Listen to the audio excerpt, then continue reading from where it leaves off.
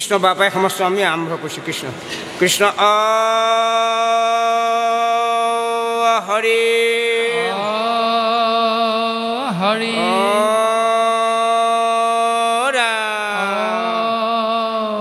কৃষ্ণ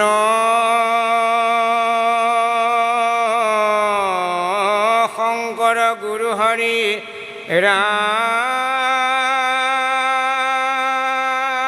ৰাম ৰাম ৰাম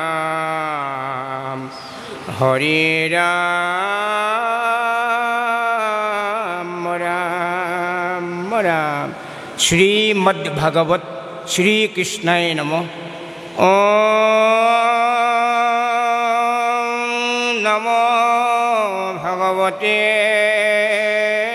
বাসুদেৱায়। য়ানিমাদস্যতু অন্নয়াদিত ৰত সৰ্থে স অভিজ্ঞস্বৰাত তেনে ব্ৰহ্ম হৃদয় আদি কৱয়ে মৰিয়ন্তি যৎসূৰে তেজো বাৰীমিদম যথা বিনিময়ো যত্ৰতি সৰ্গো অমৃষা ধাম্না স্নেন সদা নিৰস্তকুহকম নিঃসত্যম পৰমি ধীমহি ধৰ্মঃ প্রীজিতা কৈতবো অত্র পরমো নির্মৎসরণম শতম বেদ্যম বাস্তবম অত্র বস্তু শিবরম চাপত্রয় উন্মূলনম।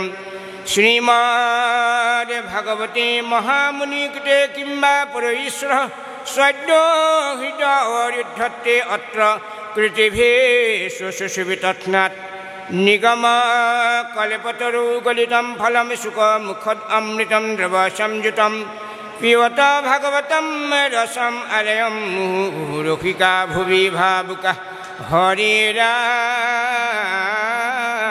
রাম রাম।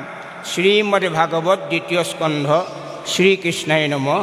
মঙ্গলাচরণ পদ কৃষ্ণ। হে রাম জয় জয় কৃষ্ণ যার স্মরণ মঙ্গল জাগ যোগাদির হরি নাম মহাফল হেনয় পরমানন্দ মাধৱ কনিত কুমৰিও নৰ নিৰন্তৰে কচিত কৃষ্ণ কথায় অমৃত কও পিও সাৱধানে কৰিও যতন যাৱে প্ৰাণ থাকে মানে ঘোৰ কলিযুগ মল মতিমনুস্বৰ নাহি আন ধৰ্ম হৰি কীৰ্তন তপৰ শৰীৰত আছে কলি কৃতজাত দুখ গুচুক প্ৰথমে কৰা হৰি হৰি ঘোষ কৃষ্ণৰ চৰণে কৰি অশেষ প্ৰণতি অচ্যুতৰ কিংকৰ শংকৰ নিগদতি। কৃষ্ণ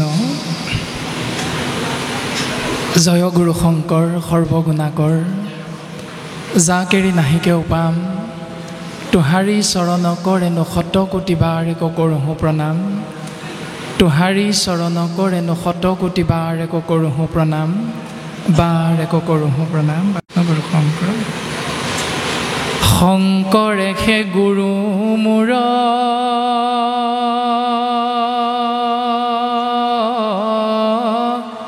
প্ৰিয়তম আত্মা হৰি শংকৰৰ বিনে নাহি আন ইহকাল পৰকাল শংকৰে খে গুৰু মোৰ শংকৰক স্মৰি যাওক প্ৰাণ ৰাম শংকৰক স্মৰি যাওক প্ৰাণ।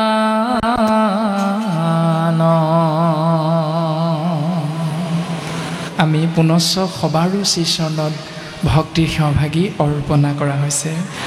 শ্ৰীমদ ভাগৱত এনে এক উত্তম শাস্ত্ৰ যাৰ মাধ্যমেৰে আমি জ্ঞান আৰু বিবেকযুক্ত শ্ৰেষ্ঠতম মনুষ্য জীৱন যাপন কৰিবৰ যদি ইচ্ছা কৰোঁ, ধ্ৰুৱ সত্য সেই জীৱই পিতৃ পৰম আত্মা কৃষ্ণদেৱৰ কৃপাধন্য হৈ অধোগতিৰ বিপৰীতে পৰম গতি লাভ কৰিব পাৰিব।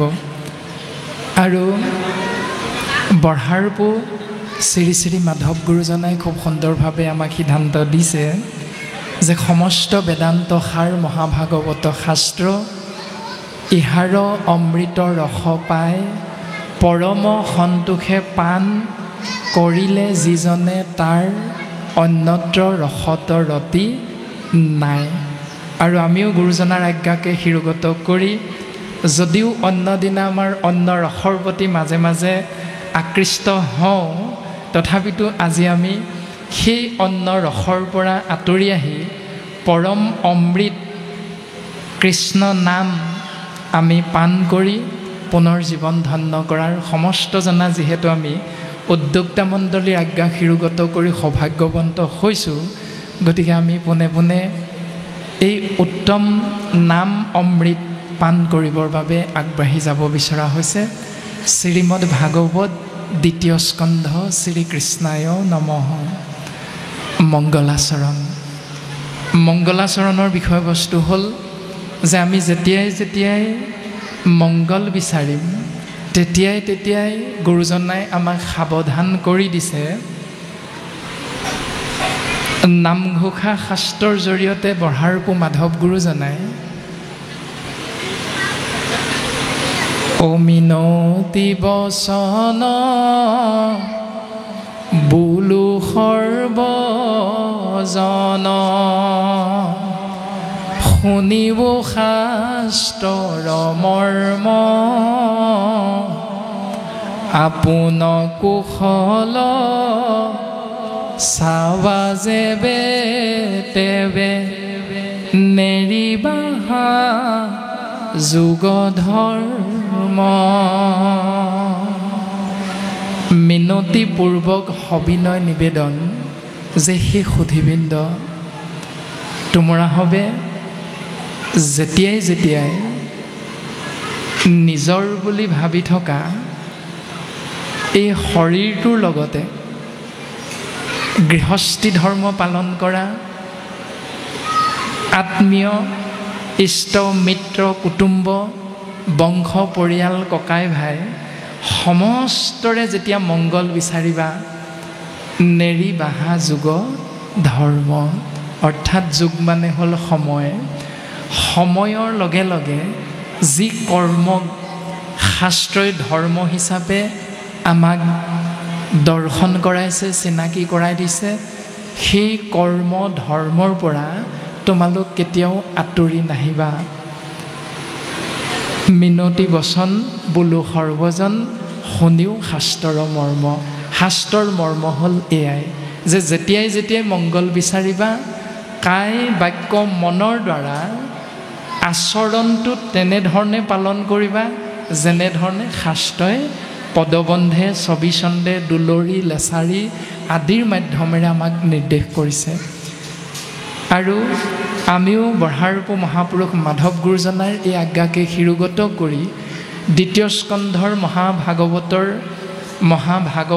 ধৰ্মৰ বিষয়বস্তুৰ মংগলাচৰণ যদি আশ্ৰয় কৰোঁ তেতিয়াহ'লে পদবন্ধে আমাক প্ৰকাশ কৰিছে জয় জয় কৃষ্ণদেৱৰ জয়। যাগ যজ্ঞ পূজা পাতল দান দক্ষিণা শ্ৰাদ্ধ পিণ্ড হোম ব্ৰত তীৰ্থ স্নান আদি কৰ্মমাৰ্গ আৰু জ্ঞান মাৰ্গৰ সমস্ত পুণ্যৰ ফল কেৱল গোবিন্দ মহাপ্ৰভু কৃষ্ণ গোসাঁইৰ নিৰ্গুণ নাম আশ্ৰয় কৰাৰ জৰিয়তে সেই জীৱই লাভ কৰিব পাৰে। হেনয় পৰমানন্দ মাধৱক নিত সমৰিও নৰ নিৰন্তৰে একচিত। সেইজন পৰম আনন্দৰ গৰাকী ঈশ্বৰ কৃষ্ণদেৱৰ নিৰ্গুণ নাম সেই জীৱ সমৰিও মানে স্মৰণ কৰা, সোঁৱৰণ কৰি থকা, নৰ মানে আমি সমস্ত জনা মনুষ্যৰ প্ৰতি গুৰুজনাৰ নিৰ্দেশ।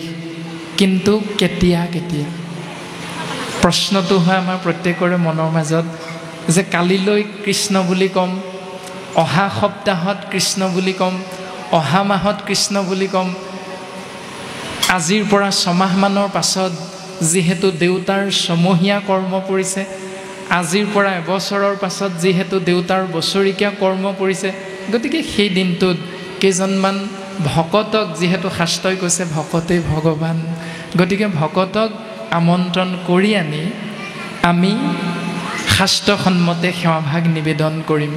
এনেকৈ আমি যিমান বাপ আয়ে ভাৱনাযুক্ত হৈ থাকোঁ, এই মায়াময় সংসাৰৰ মাজত অৱস্থান কৰি গুৰুজনাই সেই দৰ্শনটো শুদ্ধ ৰূপত প্ৰকাশ কৰিছে এনেধৰণে যে সমৰিও নৰ নিৰন্তৰে একচিতে।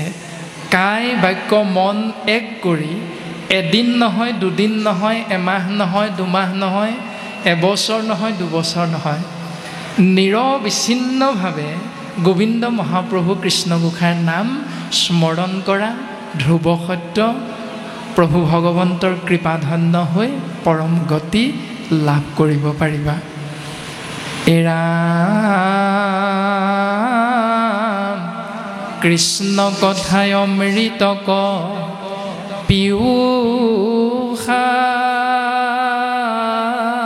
পীয়ূষাৱধানে কৰিও যতন যাৱে প্ৰাণ থাকে মানে।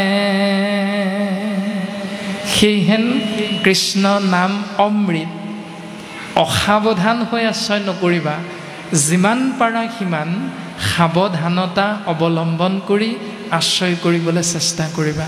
কিন্তু কিমান দিনলৈকে? উত্তৰ প্ৰদান কৰিছে কৰিও যতন, সেই দিনটোলৈকে যত্ন কৰি থাকিবা যাৱে প্ৰাণ থাকে মানে। যেতিয়ালৈকে এই শৰীৰ তত্ত্বত প্ৰাণ তত্ত্বটো নিহিত হৈ থাকে, তাৰমানে জীৱনজোৰা এক প্ৰক্ৰিয়াৰ নামেই হ'ল কৃষ্ণ নাম অমৃত সাধনাৰ জৰিয়তে জীৱই এই সংসাৰত নিজকে বৰ্তাই ৰখা। কিয়নো কৰিম এই আশ্ৰয় কৰিলে আমি কেনে ধৰণে ফল লাভ কৰিব পাৰিম, তাৰ এক মুখ্য দৰ্শন গুৰুজনে আমাক দিলে। ঘোৰ কলি যোগে মলমতি মনুষ্যৰ নাহি আন ধৰ্ম হৰি কীৰ্তনত পৰ। যিহেতু সগুণ সাকাৰ ৰূপ ধাৰণ কৰি ভগৱন্ত কৃষ্ণ তত্ত্বই এই ধৰাধামত আমি সন্তানস্বৰূপ চাৰিমুঠি জীৱ, চেদজ, অণ্ডজ, উদ্ভিদজ আৰু জৰায়ুজ, এই চাৰিটা ভাগত বিভক্ত হৈ থকা জীৱৰ মংগল সাধন কৰি ভগৱন্ত বস্তু এই ধৰাধাম এৰি গুচি গ'ল। আৰু ইয়াৰে একাদশ স্কন্ধত খুব সুন্দৰভাৱে পদবন্ধে প্ৰকাশ কৰিছে যে শ্ৰী ধৰ্ম ধীতি সত্য শৌচ নীতি কৃষ্ণৰ লগত গৈল, এক হৰি নাম মাত্ৰ পৃথিৱীত ৰৈল। কেৱল গোবিন্দ মহাপ্ৰভু কৃষ্ণ গোসাঁইৰ নামহে এই সংসাৰত তেওঁ জীৱৰ মংগলৰ অৰ্থে ৰাখি থৈ গ'ল।